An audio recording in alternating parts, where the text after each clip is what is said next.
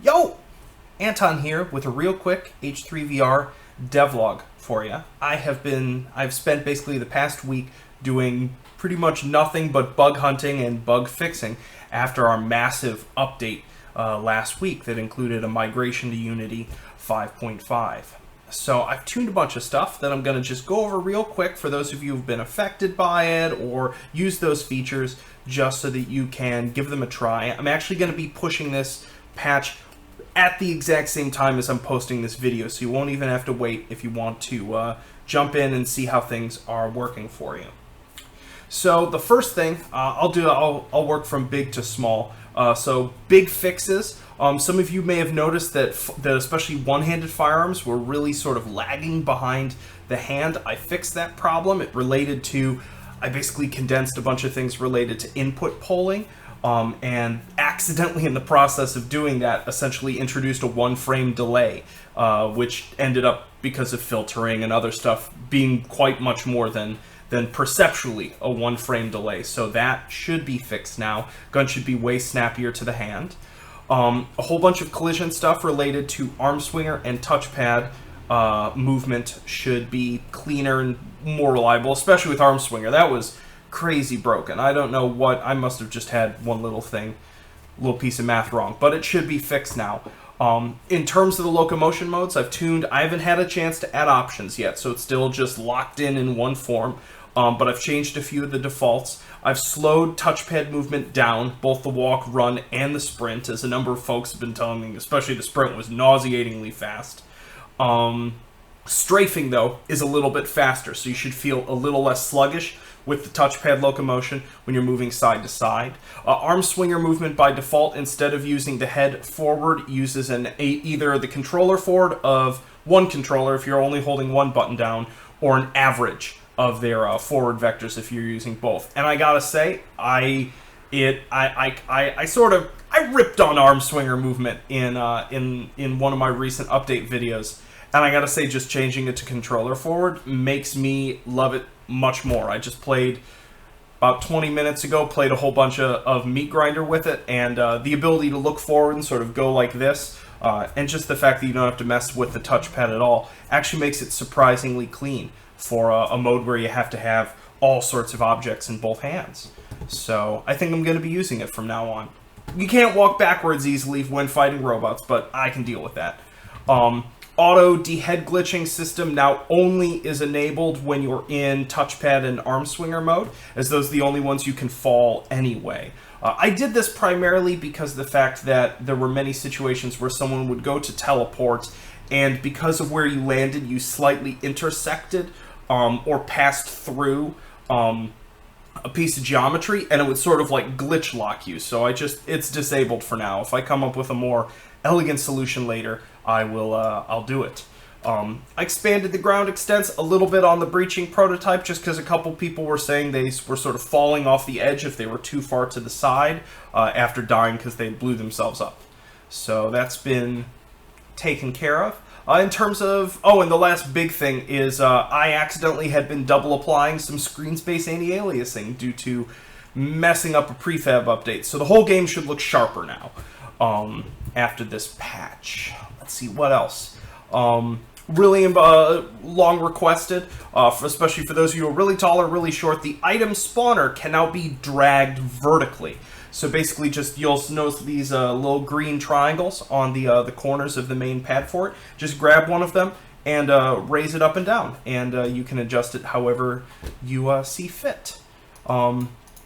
Beyond that, double-click drop for Vive style grab control schemes is fixed. Once again, it was just a typo on my part.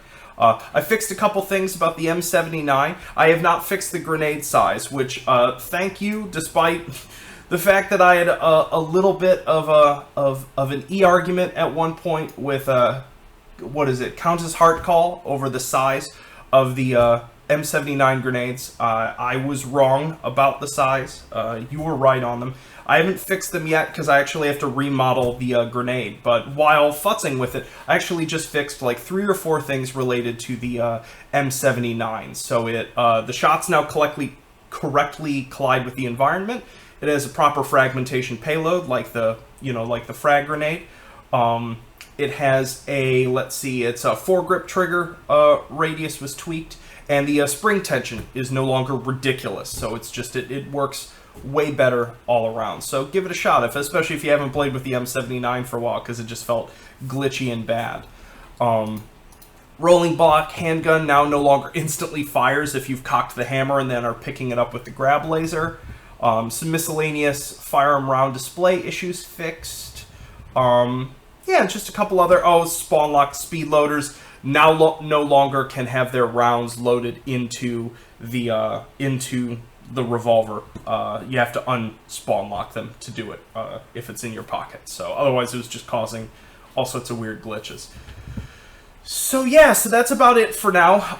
And then the last big thing, which there's been an issue that's affected a certain number of users. I haven't been able to get an exact count because some people said it was resolved and it was hard to track everyone. But for a small segment of the user base, who have been running on Win 7, specifically Win 7 that isn't 100% up to date, suddenly the game is not working anymore. Now, I've been talking with folks at Unity. It is probably something related to DirectX 11, and at the moment, I would not count on the game working again, just because of the fact that it needs updated DirectX 11 on Win 7. So if you're having that issue, please make sure that you're 100% up to date, your graphics drivers are 100% up to date, etc. If you have done this, and the game is still not working, even with 100% up-to-date software in every way, please contact me on the Steam forums, because it means something else is the problem. This has been a really difficult problem to figure out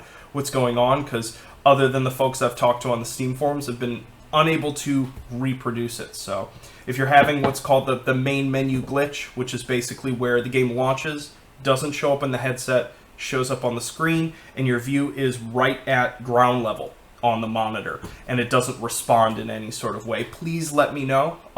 Once again, bug reports on the Steam forum, and I can step you through some things, and we'll try to figure out why the game suddenly isn't working for you. If you're wondering why it used to work and now it does, prior to this update, honest to goodness, I wasn't even using the official sort of Unity integration for Steam VR. I was using the first version of their plugin that's almost a year old at this point. So there were a lot of idiosyncratic things about how it worked, and it probably worked in a couple circumstances where it shouldn't have on paper. But now that it sort of requires the official support, it might be a little more demanding about your DX11 install on your machine. So either way, I'll do whatever I can for you, but I've been getting from several people as I've been bringing it up, something Win 7. Tell them to update their OS! So, and believe me, I was a late adopter. I held on to my Win 7 for quite a long time.